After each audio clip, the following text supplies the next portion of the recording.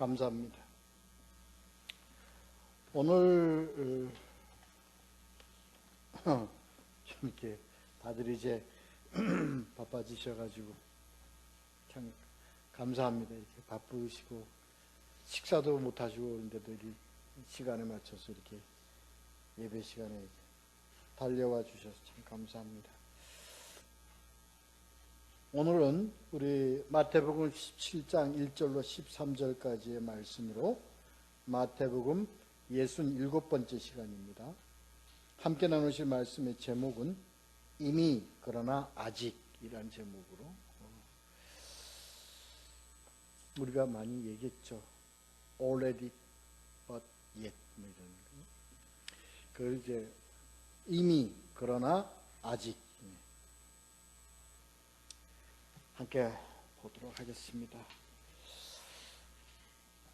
오늘도 아주 이 내용이 참 극적인 요소를 가지고 있는 그런 장면들입니다. 우리 이제 16장의 말씀 후반부를 한번 뒤돌아보고 지난주 했던 것 16장 21절로 28절까지의 말씀 한번 뒤돌아보고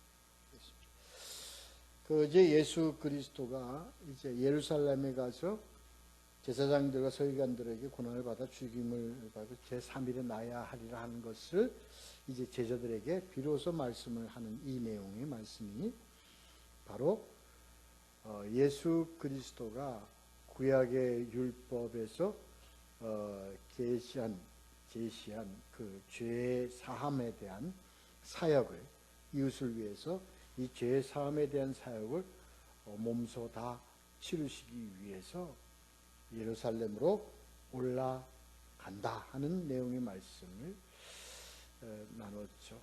그래서 이 예루살렘을 우리는 성전이란 개념으로 우리가 봐야 한다. 성전에 올라가셔서 이제 죽임을 당함으로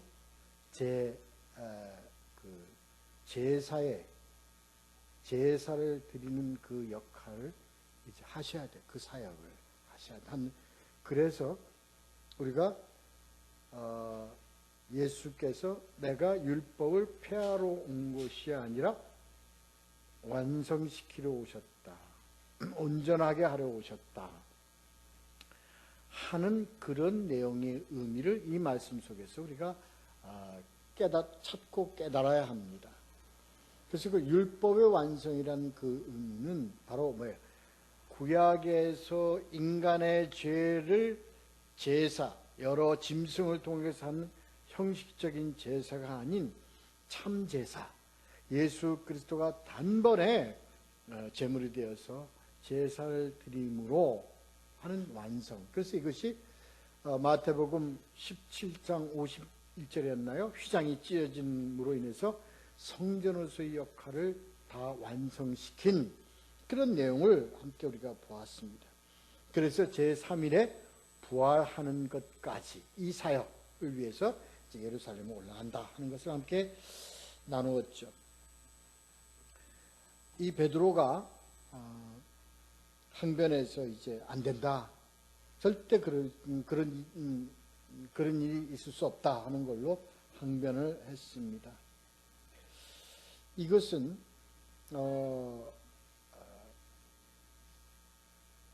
이렇게 인간적이고 그리고 육신적인 그러한 것으로 하나님의 사역을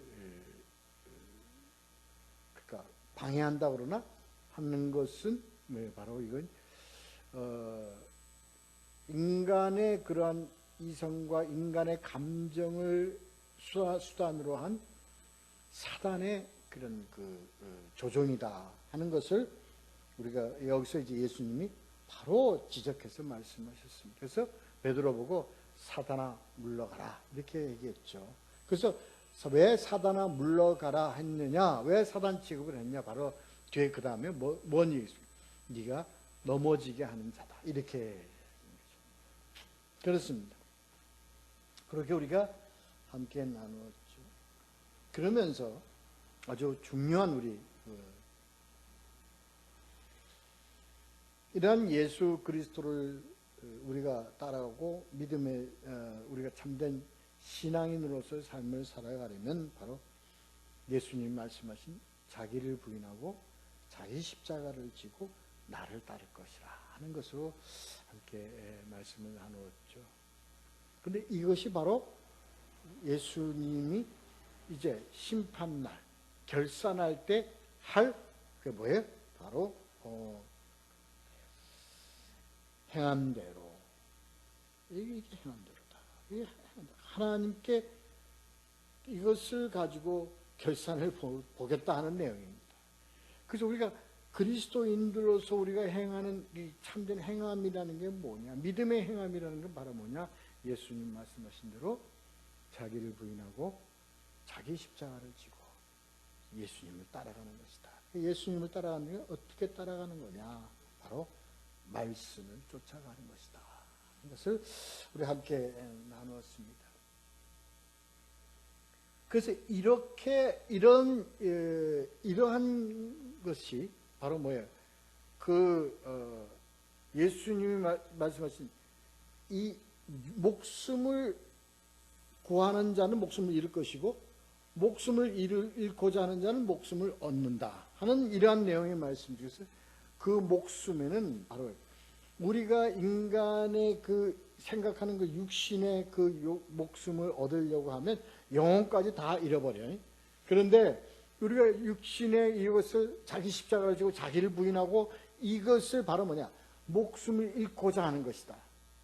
그러니까 이러한 자기의 어떤 그런 이러한 하나님이 이걸 목숨 잃는 걸로 보시는데 그렇게 잃고자 하는 자에게는 뭐예요? 뭐까지? 영혼과 그것도 물론이고 무엇까지? 육신까지 모두로 온전하게 되어서 이 생명을 얻는 그런 복이 있을 것이다 하는 내용의 말씀입니다. 그래서 이게 우리 결론적으로 그게 뭐냐? 우리가 자기 십자가를 지고 자기를 해서 자기를 부인하고 자기 십자가를 지고 말씀을 쫓아 사는 이러한 삶을 바로 왕 같은 제사장이라고 우리가 지난주에 이렇게 했습니다. 여기까지 이제 했죠. 자, 오늘은 이제 17장으로 넘어왔어요. 17장 넘어와서 이제 주님께서 오늘 가신 그 왕 같은 제사장으로서의 삶, 자기를 부인하고 십자가를 지고 말씀 쫓아 사는 삶을 살아가는 자에 대한 그러한 하나님께서 이러한 자들을 어떻게 하시겠다 하는 것을 계시하는 그런 내용의 말씀입니다. 자, 한번 보도록 하죠. 자, 17장, 그 중에서 17장 1절부터 우리가 4절까지 17장 1절부터 4절까지 함께 읽어보도록 하겠습니다. 읽겠습니다. 시작. 엿새 후에 예수께서 베드로와 야고보와 그 형제 요한을 데리시고 따로 높은 산에 올라가셨더니 그들 앞에서 변형되사 그 얼굴이 해같이 빛나며 옷이 빛과 같이 휘어졌더라. 그때 모세와 엘리야가 예수와 더불어 말하는 것이 그들에게 보이거늘 베드로가 예수께 여쭈어 이르되 주여 우리가 여기 있는 것이 좋사오니 만일 주께서 원하시면 내가 여기서 좀 하나는 주님을 위하여 하나는 모세를 위하여 하나는 엘리야를 위하여 하리이다. 그죠? 이 내용의 사건은 우리가 마가복음에서도 우리가 다 했습니다. 했던 내용들입니다. 근데 오늘은 좀 마가복음에서는 이 그 변형된 그 자체에 대해서 좀 이제 우리가 나눴지만 오늘은 우리가 여기서 어디다가 관점을 두고 얘기를 하냐면 이 변형이라는 의미가 우리 신앙인에게 어떠한 것을 계시하시는가 하는 계시 쪽에다가 좀 의미를 두고 좀 한번 좀 보도록 하죠. 이제 우리 아까 제가 말씀드린 16장 우리가 지난주에 했던 걸 다 리뷰했는데 그 16장에서 뭐예요? 예수님이 이제 내가 죽어. 그리고 너희들은 이제 이런 부인하고 이렇게 날 따라. 이렇게 제자들에게 말씀하신 며칠 후에 엿새 후입니다. 그러니까 그 날까지 포함하면 며칠째가 되냐면 이게 이제 7일째가 되는 겁니다. 그래서 온전한 한 주를 얘기를 합니다. 자, 그래서 이 내용의 엿새 후는 바로 우리가 창세기에서 첫째 날, 둘째 날, 셋째 날 이런 후에 이제 이러한 모든 일을 마치시고 예수님이 어디로? 이제 휴식, 안식하는 의미로 이런 의미, 그 상징 의미를 좀 가지고 있다 하는 것을 좀 기억해 주시기 바랍니다. 그랬어요. 그 다음에 자, 그러니까 이것이 지금 뭐냐면 우리가 지금 엿새 후에 그러니까 이제 언제나 안식을 취하는 그때에 그 안식을 취하고자 된 그날에 하는 어떻게 했어? 베드로와 요한과 그다음 야고보 베드로와 야고보와 요한을 데리고 높은 산으로 올라갔다 하는 내용이 이 내용입니다. 그래서 우리는 이것을 임의적으로 볼 때 이 높은 산에 올라가서 이제 베드로와 야고보와 요한 형제 요한을 데리고 다 갔는데 우리가 이 베드로와 야고보와 요한은 예수 그리스도의 제자죠. 그렇습니다. 예수 그리스도의 제자인데 이들이 공통적인 게 있습니다. 이 세 사람이 뭐죠? 이 세 사람이 가진 공통적인 게 있어요. 이 세 사람이 모두가 다 뭐 출신이에요? 어부 출신입니다. 이거 어부들입니다. 그러니까 그 어부라는 것에 어떤 그 주안점을 두고자 하는 건 아니고 그런 공통적인 그게 가지고 있습니다. 어부였습니다. 그러니까 어부라는 직책은 바로 우리가 일반적으로 우리가 세상 가운데 보편적으로 가질 수 있는 삶을 살았던 자들이다. 이런 의미를 우리가 생각을 해볼 필요가 있다 이거죠. 그렇습니다. 그래서 예수 그리스도가 특별하게 정하신 이 세 사람은 특별했느냐는 거야. 특별했느냐. 특별한 게 하나도 없어. 응? 그러니까 이 의미는 우리가 예수 그리스도의 제자가 되는 것은 우리들의 자격이나 우리들의 어떤 특별한 재능이나 이런 것으로 하나님 택하시는 게 예수님 택하시는 게 아니라 뭐예요? 그 예수님이 택하심이 기준이란 말이에요. 이걸 우리가 오늘 좀 봐요. 우리가요 이렇게 믿음 생활하면 우리가 바삐 이렇게 생활하면서 애쓰고 예수님은 뭔가 우리가 달려가는 것 같지만 이러한 이미 예수님은 우리들을 그의 손에 장중에 붙잡고 계시기 때문에 예수님은 우리 안식할 때 우리가 안식할 때 우리 주님은 우리를 데리고 가신다고. 데리고 가신다 하는 포인트가 있는 겁니다. 어디로 가셔? 높은 산으로 가셔. 높은 산이 어디냐? 우린 걸어서 올라가지 못하지만 하여튼 높은 산으로 데리고 가셔. 이 높은 산은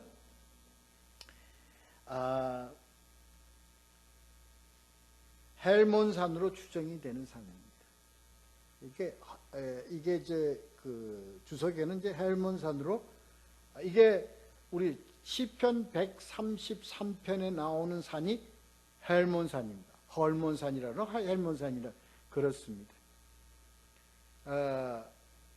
이게 시편 133 한번 펴보시죠. 그게 아론의 수염이 기름이 흘러서 그 내용 같은데 한번 좀 보시죠. 시편 133편.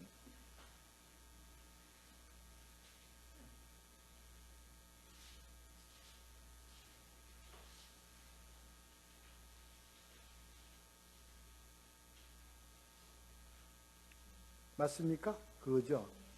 예, 그 수염이 아론의 수염이 내려서 기름이 내려서 그러니까 이 헬몬산이라고 그러는데요. 실제로 위치는 그게 갈릴리 호수 북방 안티레바논 산맥에 위치한 산이라고 합니다.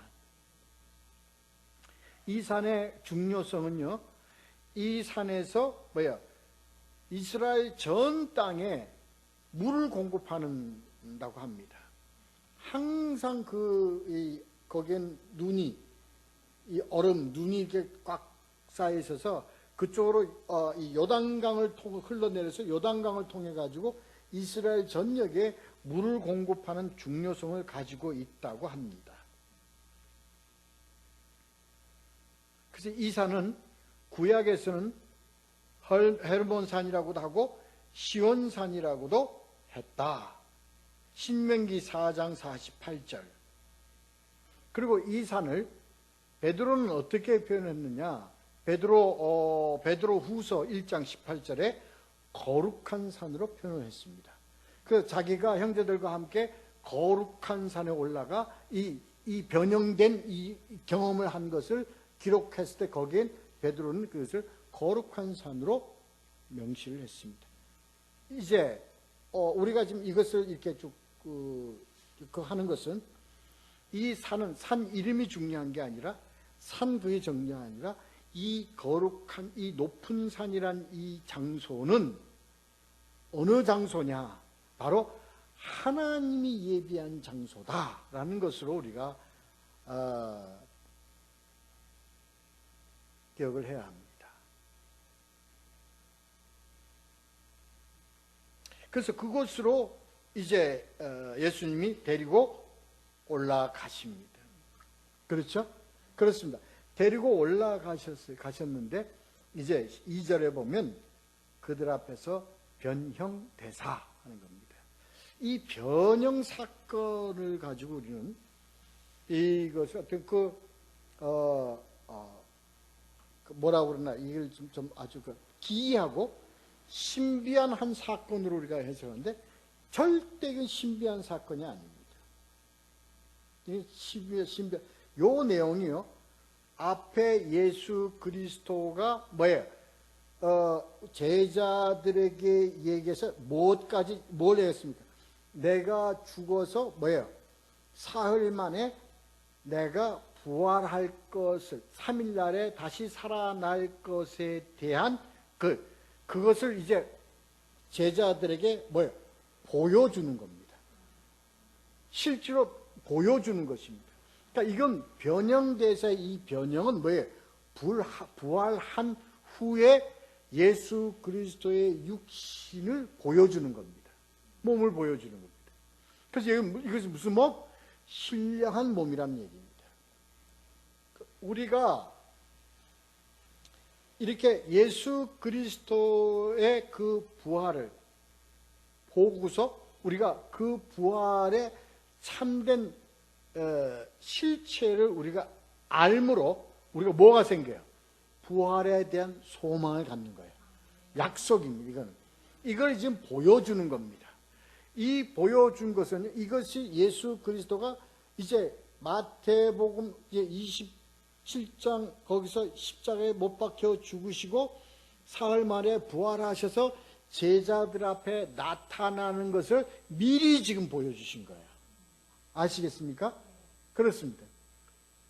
그러니까 이 십자가의 사건과 부활 사건은 이것이 이 사역이 너무나 귀하고 하나님의 그 절정에 따른 사역이시기 때문에 이것을 제자들에게 반복적으로 보여주고 강조하시고 이것의 중요성을 그 제자들에게 알려주는 겁니다. 그런 차원에서 이 제자들을 하나님이 예비한 장소, 높은 산으로 데리고 올라가서 그들 앞에서 예수 그리스도의 부활된 것을 보여주신 거예요. 그렇습니다. 그래서 여기서 중요한 것은 이 변형됐다는 것은요, 우리가 나중에 부활되었을 때 우리의 썩어지는 이 육신도 뭐가 돼서 변형되어서 신령한 몸으로 바뀌어져서 우리가 영생으로 간다고 하는 것을 미리 알게 하셨다. 그런 내용입니다. 휘어졌더라 그렇습니다. 그때 3절에 보면 모세와 엘리야가 예수와 더불어 말하는 것이 그들에게 보이거늘. 우리 이제 이거는요 문자적으로 그대로 해석을 해가지고선 해석이 안 됩니다. 여기서는 어떤 이 말씀을 통해서 하나님이 주시고자 하시는 그 상징적 의미를 반드시 알아야 합니다. 이런 내용은요. 그래서 이 내용을 모세와 엘리야가 예수 그리스도와 더불어 말한다고 하는 것은 무엇을 의미하느냐 하는 것을 우리가 알아야 돼요. 자, 모세 하면 모세에 그러니까 상징적인 인물입니까? 율법이죠. 엘리야는요? 선지자 예언입니다. 네? 그러니까 이게 여기서 그러니까 그것이 이 율법을 상징하는 모세와 예언을 상징으로 하는 선지자 엘리야가 뭐와 더불어 얘기를 해? 예수 그리스도가 오심으로 우리에게 주신 것이 뭡니까? 율법인데 그 무슨 율법? 새 계명. 그렇죠? 그렇습니다. 그러니까 더불어 말한다고 하는 것은 뭐냐면 구약에서 율법과 예언이 선지자인 그 예언이 다 무엇과 함께 더불어 하느냐? 새 계명. 예수 그리스도인 새 계명이 더불어 함께 더불어 간다 하는 의미입니다. 이 더불어 간다고 하는 의미는 뭐냐면 이것이 바로 뭐냐? 그러니까 복음이라는 것은 복음 속에는 뭐가요? 율법 그리고 예언 그리고 예수 그리스도 오심으로 우리에게 주신 참된 새 계명 이 모든 것이 한꺼번에 다 거기에 다 함축되어 있다 하는 것을 얘기하는 겁니다. 뭐를 이거 지금 모세다 예수 그리스도가 오셨으니 이제 구약은 필요 없어. 응? 율법은 필요 없어. 예언은 필요 없어. 그러한 것이 모순된다는 것을 이걸 통해서 예수 그리스도가 우리에게 나타내 주신 바 됐다 이겁니다. 그러니까 아주 중요한 얘기입니다. 그래서 그때 옛날에 이단 중에서 뭐예요? 구약은 필요 없어. 구약은 성경도 이미 그건 다 없어진 거야. 무엇만이 있어? 신약. 예수 그리스도 그냥 이 서신서나 복음서나 이것만 이것이 맞다고 한 이단이 누가 있었냐면 우리 그때 한번 했었죠. 마르시온입니다. 마르시온주의가 이 이단들 그건 신약만 인정을 했습니다. 정경으로. 그래가지고 그렇게 했습니다. 그러니까 이러한 내용 말씀을 복음을 가지고 우리는 분명히 이걸 알아야 돼요. 그러니까 율법은 절대 폐해진 게 아닙니다. 율법이 폐해졌다는 것도 폐해졌다고 성경에 나오는 그 말씀은 무슨 얘기냐면 율법이 폐해진 것이 아니라 율법을 기준으로 하던 믿음이 폐해졌다는 것이지. 우리가 분명히 잘 알아야 됩니다. 그렇습니다. 그래서 복음은 모든 것을 갖춘 것이 복음이라고요. 그 복음은 예수 그리스도 이후의 것만 복음이라고 이후의 것만 복음이고 이전 거는 그래서 율법과 복음으로 구분하는데 절대 그렇게 해서는 안 됩니다. 그렇게 구분해서는 안 됩니다. 복음은 이미 율법과 모든 예언, 선지자들의 예언을 다 포함한 것이 복음이에요. 율법과 선지자의 예언이 없이 신약, 그러니까 세계명만 가지고 가면 이건 뭐예요? 복음으로서 구성이 안 됩니다. 왜? 신약은 뭐예요? 구약의 산 실체, 증거기 때문에 그렇습니다. 그렇잖아요? 왜? 예수 그리스도는 뭐예요? 이미 구약에서 예표하고 구약에서 예언하고 구약에서 중심적으로 나타내고자 하는 것이 실체적으로 나타난 것이 뭐예요? 신약 아닙니까? 그렇죠? 이걸 지금 이 의미를 우리가 참 잘 알아야 돼요. 그래서 온전한 그 복음은요, 온전한 복음은 모세와 엘리야와 예수 그리스도 모두가 다 여기에 다 하나가 되어서 연합된 것이다 하는 것을 보이거늘 예수가 이걸 보이기 위해서, 이걸 제자들에게 나타내기 위해서 그 모세와 엘리야와 예수 그리스도가 함께 얘기를 나누는 것을 제자들에게 보여줬다는 거예요. 그러면 알아야죠.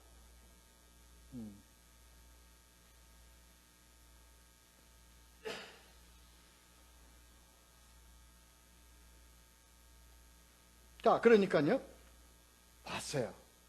그러니까 베드로가 아주 이 장면을 봤어요. 어떻게 했어요? 변형됐어요.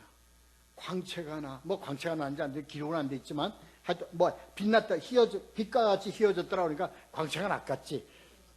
뭐 하여튼 뭐 변형돼 가지고 그냥 또 모세는 구약에서 이스라엘 백성들이 가장 뭐예요? 자부를 갖고 있는 율법의 그 모세 아닙니까? 홍해를 갈고 민족을 애굽에서 이끌어서 가나안으로 인도한 그 모세. 엘리야는 기적의 엘리야, 이 엘리야 가장 그들이 그 선지자의 선제로 본 자가 엘리야인데 그 엘리야, 그리고 예수 그리스도, 이제 다가오신 예수 그리스도, 이 세 가지 자기네들은 뭐예요? 이스라엘, 우리 유대에서 가장 이상적이고 가장 높고 가장 그 세 분을 한 자리에 있는 그것을 뭐예요? 우리가 다 보고 있지 않느냐. 어떻게 했어요? 환상적이지. 그러니까 이 베드로가 한 말은 뭐냐면, 예수님, 이거 끝난 게임이네요. 끝났네요. 그러니까 이건 완전한 거니까. 그들이 이 베드로가 보기엔 이게 뭡니까? 자기네들이 생각했던 가장 완전함입니다. 이스라엘이 보는 가장 완전함입니다. 그러니까 뭐예요? 이 사람들의 기준에는 이게 뭘로 봤어요? 가장 이게 끝이다라고 본 거예요. 이 끝이다라고 본 겁니다.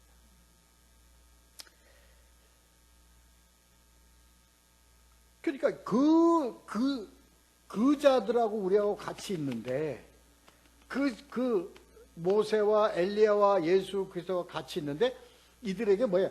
더 바랄 게 뭐 있어요? 더 바랄 게 뭐 있어요?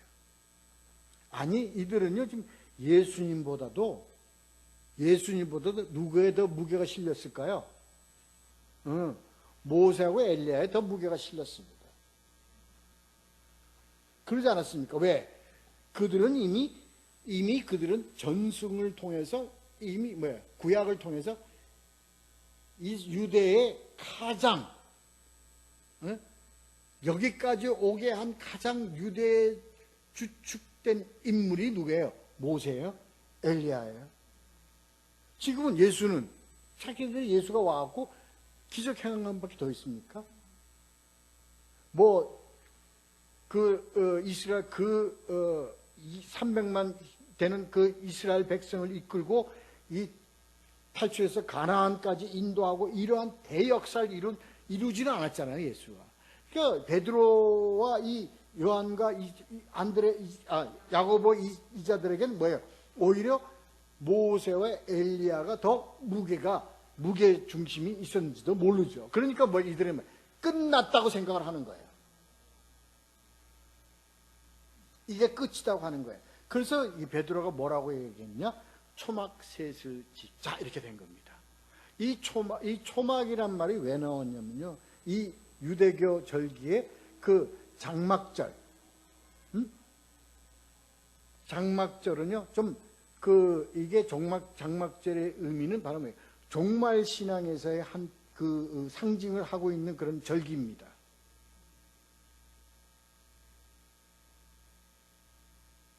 종말적 성격을 이 강한 절기입니다. 그래서 이들은요, 이걸 끝으로 본 거예요. 세상 끝날로 본 거예요. 다 이루어진 걸로 본 겁니다. 그 자기네들도 따라서 이분들하고 같이 있으면 자기네들도 어떻게 돼요? 당연히 변형되어지고 자기네들은 그냥 이거 완전히 그냥 이분들하고 같이 그냥 평생 그냥 먹고 살고 놀고 하게 됐다. 이게 된 거니까 이들이 뭘로 봐? 그걸 끝으로 본 거예요.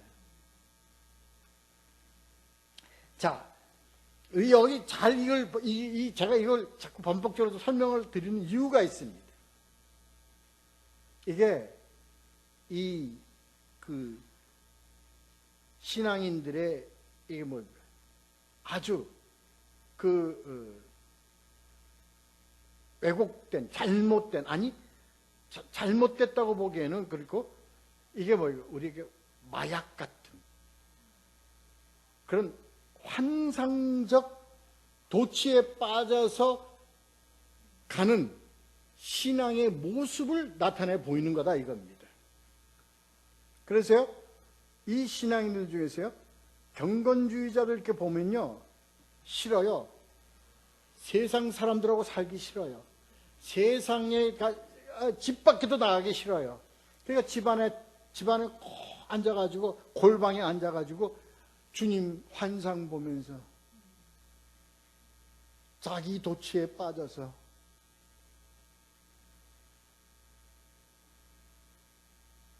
그러니까 주님하고 그냥 그건 주님인 줄 알고 착각을 하고 그냥 서로 대화를 나눠요. 네? 대화를 나누고 막 주님하고 나눔의 시간을 갖는다고 그러고 막 나눠요. 그게 좋아. 5시간이고 6시간이고 그냥 골방에 집어넣는. 그래가지고 아예 갚버려요. 아예 갚버려요.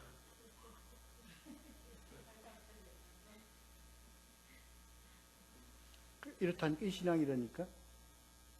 여러분, 이 신앙으로 인해 가지고 완전히 아주 이 간자들이 참 많아요. 참 많습니다. 근데 그래서 그들은 뭐예요? 자기는 이미 천국에 앉아 있어. 자기는 이미 그냥 얘기 나눠. 예수님하고 얘기 나눠. 그래서 그들은 뭐예요? 나는 아무것도 성경도 필요 없고 다 필요 없어. 왜? 나는 예수님 직접 나한테 말씀을 하시거든요. 네? 여러분, 의외로 이런 완전히 이 정신 이상적 환상주의적 신앙 가지고 있는 자들이 참 많습니다. 참 많습니다. 이게 왜? 베드로가 그랬다는 거예요. 여기서 지금 순간적으로.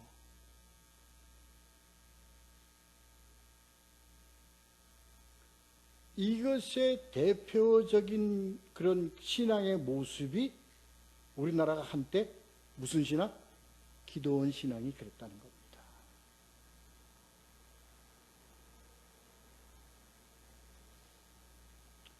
이 방언의 위험성, 방언을 우리가 제대로 알려면요, 고린도전서 13장, 12장, 13장을 아주 우린 다 했어요. 다 한 겁니다. 제가 방언에 대해서 구체적으로 얘기 안 합니다. 그것을 왜 그렇게 아주 바울이 그것에 대해서 강조하면서 12장, 13장에 대해서 방언에 대한 경계성, 조심성을 그렇게 얘기를 했냐면요, 실제로 그렇기 때문에 그렇습니다. 제가 실제로 하나님과 방언으로 하나님과 교통하는 것처럼 착각을 하고 있는 거예요. 그게 다 어디에 있습니까, 지금? 그게 다 저 기도원에 다 있어요. 기도원 그 자체로, 그게 영성훈련과 영성수련에 대한 그 의미로서는 아주 좋죠. 바람직한 거죠. 그러나 그건 바르게 영성수련을 해야 되는데 바르게 하지 않고 현상주의적으로 따라가면요 전부가 다 뭐예요? 아주 이상한 그래서 거기 갔다 온 사람들 지금 온전한 자들이 별로 없습니다.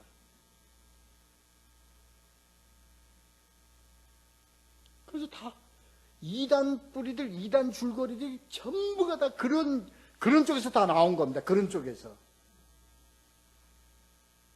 지금 이 베드로가 지금 벌써 두 번째 지금 큰 잘못을 저지르고 있는 겁니다. 우린 지난번에 인간적인 생각을 통해 가지고서 예수 그리스도의 일을 방해하는 사단의 앞잡이가 된 내용 하나가 있었다면 오늘은 뭐예요? 완전히 환상주의적 그런 종말주의적 신앙의 잘못된 그것을 쫓아가면서 뭐예요? 환상주의에 빠져서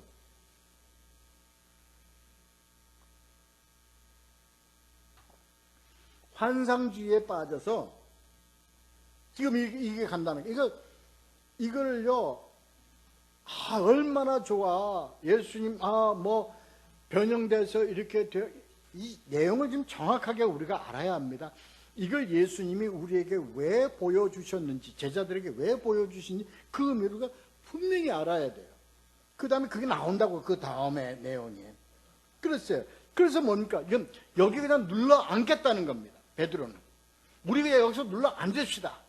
우리가요, 집 짓고요, 우리는 여기 다 집도 잘 짓고 다 하니까 집 3개 지어서요, 한 분은 모시고, 한 분은 이렇게 모시고, 한 분은 예수님 모시고, 여기 있을 때가 우리가 끝까지 여기서 그냥 아주 눌러 앉읍시다. 이 얘기입니다.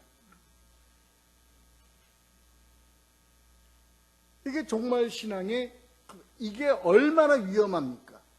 이게 얼마나 위험합니까? 그래서 다 어떻게 했어요? 종말 신앙에 빠진 자들이. 이 종말 신앙이 나쁘다는 게 아닙니다.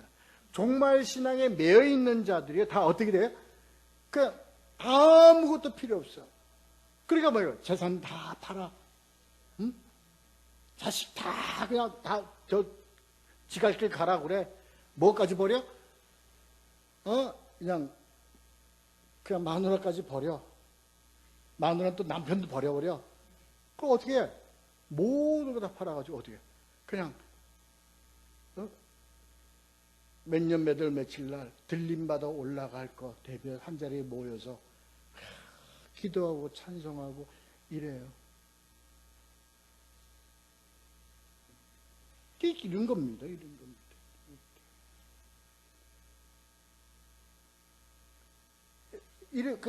이게 우리들에게 이런 어떤 심리가 우리들에게 있다는 거예요. 있다는 겁니다. 우리가 지난번에 본 베드로가 인간의 생각을 가지고서 우리 자꾸 종교 생활, 신앙생활을 하려고 하는 것이 우리에게 있는 거와 마찬가지로 이것도 우리에게 항상 있다고요. 싫어. 안주해야 돼, 그냥 눌러 앉자. 다른 거 다 필요 없어. 도피적. 그러니까 현실 도피적 그런 신앙의 모습. 그렇습니다.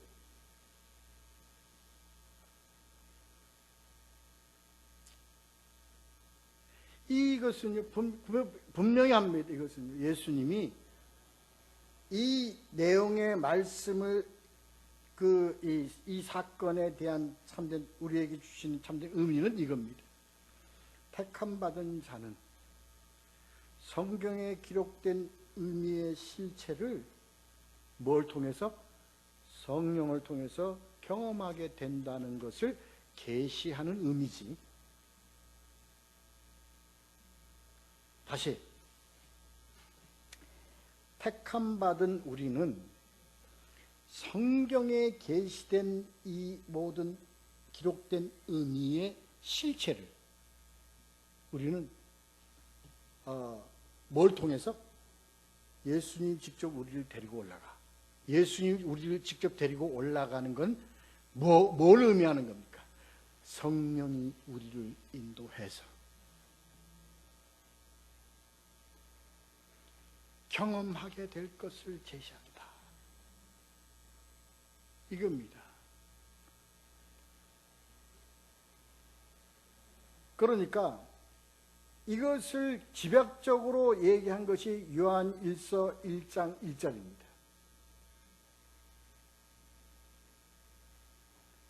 이건요,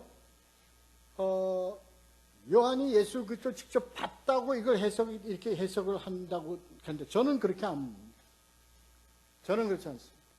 여기 요한일서 1장 1절에 대해서 말씀은 태초에 있는 생명의 말씀에 관하여는 우리가 들은 바요, 눈으로 본 바요, 자세히 보고 우리 손으로 만진 바라 하는 이 내용의 의미는 우리가 성령으로 우리에게 오셔서 우리의 이 성경에 기록된 말씀을 경험하게 하고 확신하게 하고 실체같이 우리의 손에 붙잡힌, 그래서 그것이 우리에게 생명이 되었다 하는 것을 나타내는 그런 내용의 말씀으로 보는 겁니다.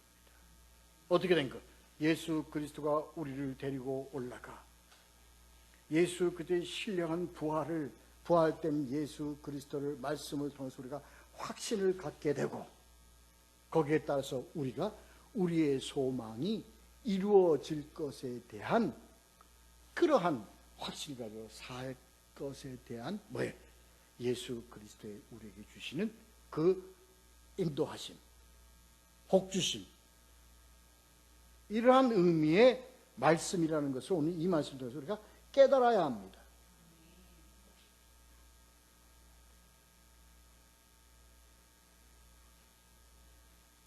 그래서 그 다음에 연결되는 거예요. 하나님이 이걸 누가 얘기를 하느냐? 하나님이 얘기하시는 거예요. 직접 하나님이 얘기를 하시는 거예요. 어떻게? 자, 5절, 6절, 7절, 8절 읽겠습니다. 시작. 말할 때 호련히 빛난 구름이 그들을 덮으며 구름 속에서 소리가 나서 이르시되 이는 내 사랑하는 아들이요 내 기뻐하는 자니 너희는 그의 말을 들으라 하시는지라. 제자들이 듣고 엎드려 심히 두려워하니 예수께서 나와 그들에게 손을 대시며 이르시되 일어나라 두려워하지 말라 하시니 제자들이 눈을 뜨고 보매 오직 예수 외에는 아무도 보이지 아니하더라. 아멘. 이거는요, 물론 우리가 문자적으로 보면 하늘에서 하나님의 음성이 들려서 우리가 귀로 듣게 되어서 그 다음 어떻게 돼요? 두렵고 떨리게 돼요. 두렵고 우리가 무섭고 우리가 엎드려 심히 두려워하게 돼요. 그러나 뭐야? 예수께서 우리에게 손을 대시고 두려워하지 말라. 예. 제자들이 눈을 들고 바라보니 오직 예수 외에는 아무도 보이지. 이게 지금 뭘 얘기하는 거라는 걸 우리가 확실히 알아야 된다. 이게 지금 뭐예요? 하늘에서 음성이 들려서 하늘에서 뭐 하나님이시여 뭐 이러한 장면일 것 같아요. 이게 그런 장면이 아닙니다. 이게 그런 장면이 아닙니다. 뭐예요? 우리가 하늘에서 음성을 듣는다고 하는 얘기는요, 우리가 뭐예요? 무엇을 가진 자가 됐기 때문에 뭘 갖고 있는 자가 됐기 때문에 그래요? 귀를 갖고 있는 자가 됐기 때문에 그래요. 귀 있는 자가 들을 수 있는 거예요. 귀 있는 자가 하나님의 음성을 듣는다 이 얘기입니다. 귀 있는 자는 하나님의 음성을 들을 수 있어. 이 하나님의 음성은 뭘 얘기하느냐? 성경을 얘기하는 거라고, 성경을.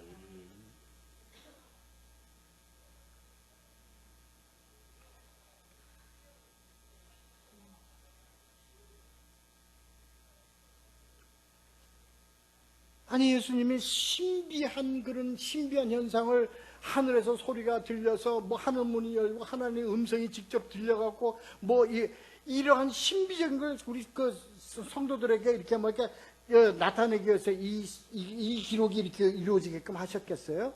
아니에요. 우리를 정확하게 알아야 됩니다. 그 얘기가 아닙니다. 우리가 하나님께 붙잡힌 바 되면은요, 하나님의 인도, 하나님께 붙잡힌 바 되면요, 뭘 들을 수 있게 돼요?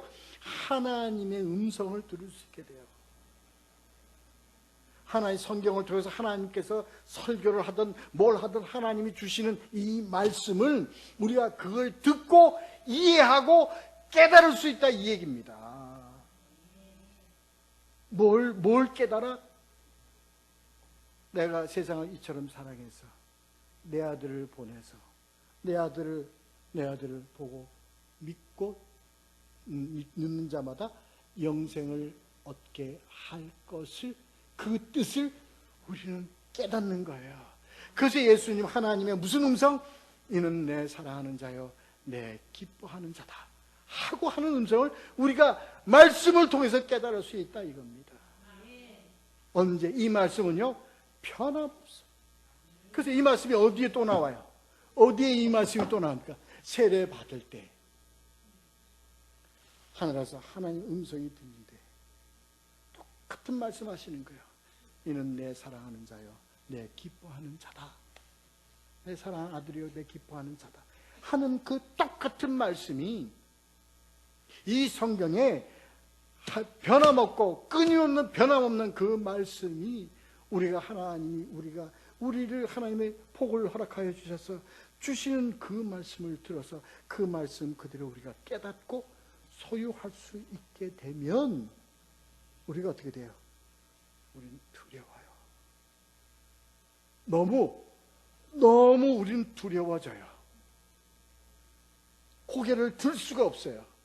왜? 이 말씀을 들으면요 우리가 뭐라는 걸 알고 깨달아요? 하나님을 뵐 수는 우리는 하나님을 뵐 자가 아니라는 것을 깨닫게 돼요. 그러니까 무조건 머리를 그냥 쳐박게 된다고요. 죽여주십시오. 난 죄인이로소이다. 난 이 얘기입니다. 그게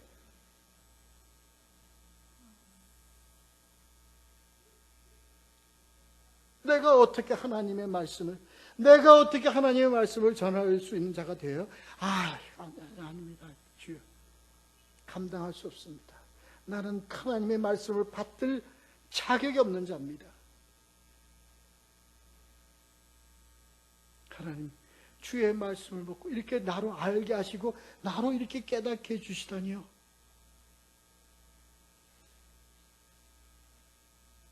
그렇게 되는 거 아닙니까? 그렇게 되는 거 아닙니까? 근데요, 우리는요, 누구 때문에? 누가 만져요? 누가 만져요, 우리를? 예수 그리스도. 7절에 예수 그리스도의 뭐예요? 우리를 어떻게 하세요? 손을 대신다고.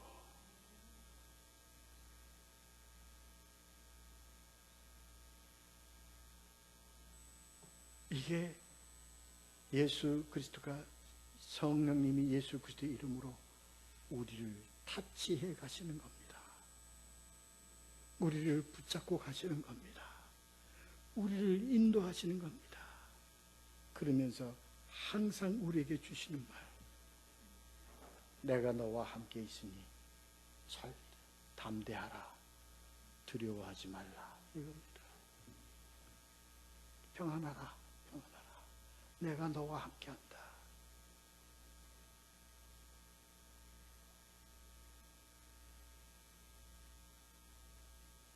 그래서 우리가 현실 세상 속에 가서 우리가 가보니 우리는 어떻게 우리에게 보이는 건, 우리를 끌고 가는 건 뭐예요? 오직 예수 그리스도다. 오직 예수 그리스도만 믿고 간다. 오직 예수 그리스도만 의지하고 가게 된다. 이렇게 된다는 거예요. 이걸 지금 예수님이 우리에게 보여주시는 거라고, 나타내 주시는 거라고요.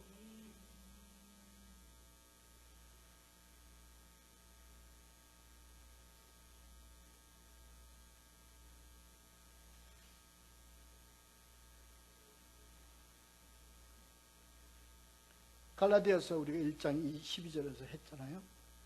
이는 내가 사람에게서 받는 것도 아니요 배운 것도 아니요 오직 예수 그리스도의 계시로 말미암은 것이다.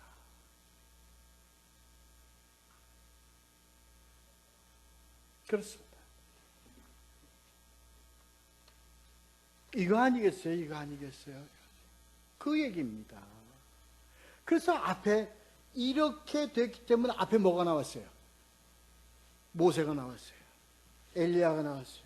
예수 그리스도 함께 있는 그 복음을 우리가 눈으로 봐요. 성령을 통해서 눈으로 보고 그걸 살았는데 이게 하나님의 말씀이에요. 성경 말씀이 바로 그렇다는 겁니다. 이 말씀을 듣고 깨달을 수 있는 건 하나님이 우리를 붙잡아서 자기의 음성을 이 성경 66권을 실어서 우리의 귀에 들리게 하시고 그 들리는 음성이 깨닫게 해주시는 거예요. 그래서 이 말씀이 너무나 엄청나기 때문에 내가 감히 받을 수 있는 그게 없어. 나는 감히 감당할 수 없는데 예수 그리스도께서 성령으로 오셔서 우리를 만져주시고 인도하시고 붙잡으시고 잡아 이끌어 가신다는 거예요.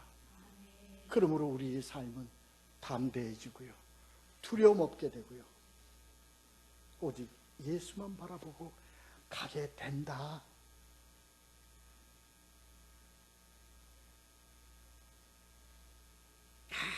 아무것도 필요 없어요.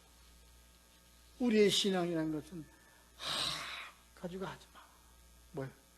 그죠? 예수 그리스도 어떻게 말씀을 통해서 성령의 인도심을 깨달음 가지고 그냥 예수 바라보고 가면 되는 거예요. 그러면 겁날 것 아무것도 없어요. 세상이 아무리 나를 넘어뜨리려고 해도, 고난과 환경이 아무리 나를 넘어뜨리려고 해도 나는 오뚜기야. 나는 겁날 거 아무것도 없어.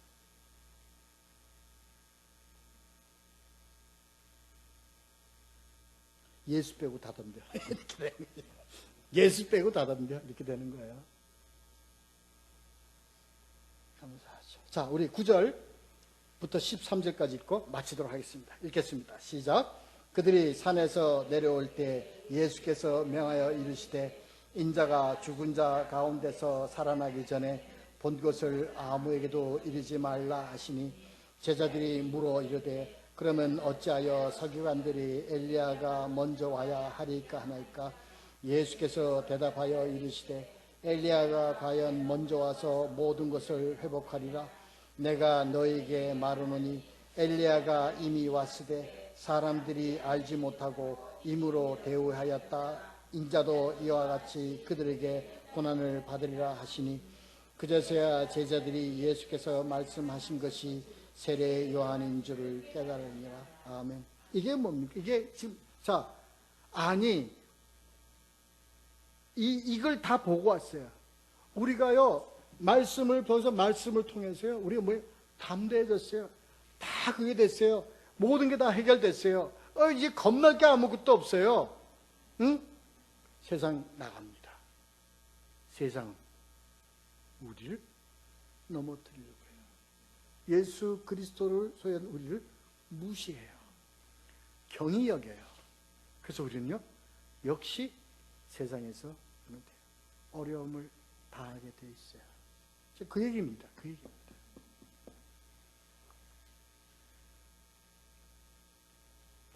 자, 이제 이리 보죠. 자, 문장별로 보면 이렇습니다.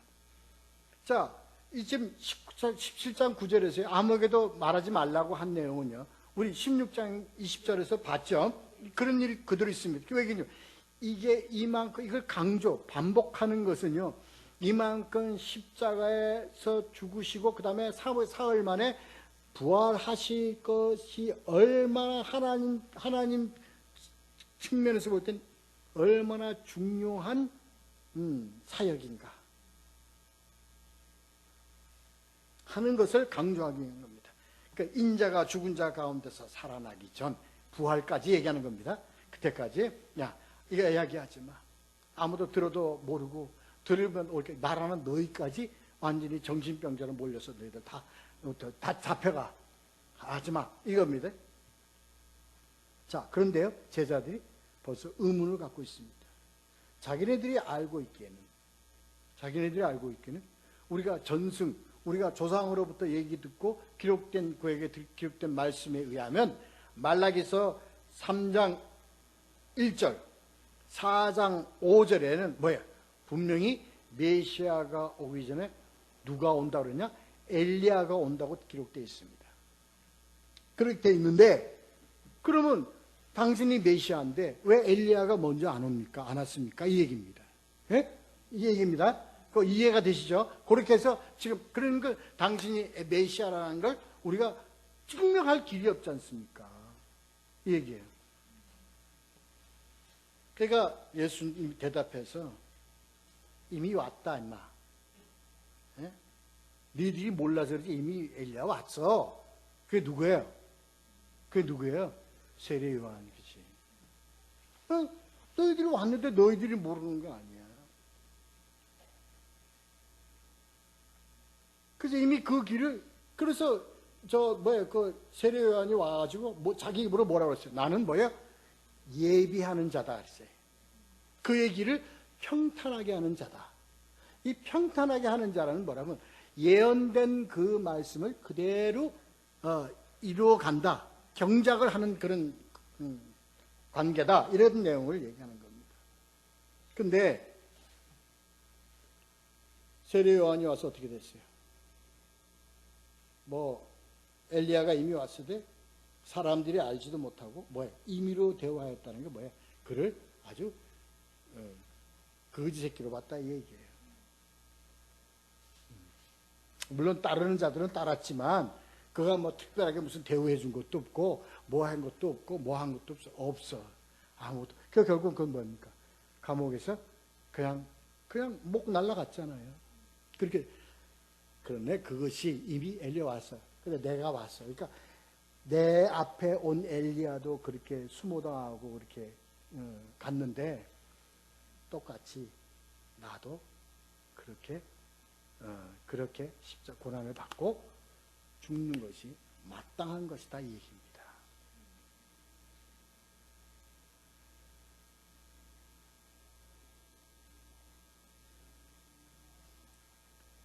이 메시아의, 그러니까 여기서 우리가 강조해야 될 적은요, 참 메시아 상입니다. 참 메시아 상이에요. 참 메시아가 어떤 상이에요? 와서 무시당하고 고난받아 십자가에 죽으시고 제4일에 만에 일어나는 것이 메시아의 참 그거다 하는 것을 가르칩니다. 이걸요, 제자들이 나중에 예수 그리스도가 가시고 부활하신 다음에 이걸 깨달은 겁니다. 이걸 깨달아서 뭐라고 했어요? 그 예수 그리스도의 길을 우리가 따르겠다는 겁니다. 그게 뭐였죠? 내가 그리스도의 남은 고난을 나에게 채우겠다는 겁니다. 이걸 이미 예수님이 우리에게 보여주시는 거예요. 그러니까 우리가 알면 우리가 어떻게 가야 되고 그렇게 갈 수밖에 없어요. 왜? 우리는 알기 때문에요. 오직 말씀을, 오직 예수 바라보고 예수, 다 모든 것을 다 뭘로 여겨? 배설물로 여겨. 참 영생의 길을 가는, 그래서 오직 말씀 따라가는 그러한 신앙의 모습을 예수님 우리에게 계시하시고 가르쳐 주시고 그리고 우리에게 명령하시는 겁니다. 그래서 우리가 그래서 우리는요, 이 말씀 속에서 우리가 정말 예수 그리스도 우리를 하나님이 약속한 그 장소를 볼 수 있게 되고 손으로 붙잡을 수 있을 정도로 하나님 우리에게 복 주신 그 말씀의 그 능력으로 우리 안에서 그것을 소유해서 살아가 하나님 영광 돌리게 한 삶을 살아가도록 해야 될 것입니다. 기도하도록 하겠습니다.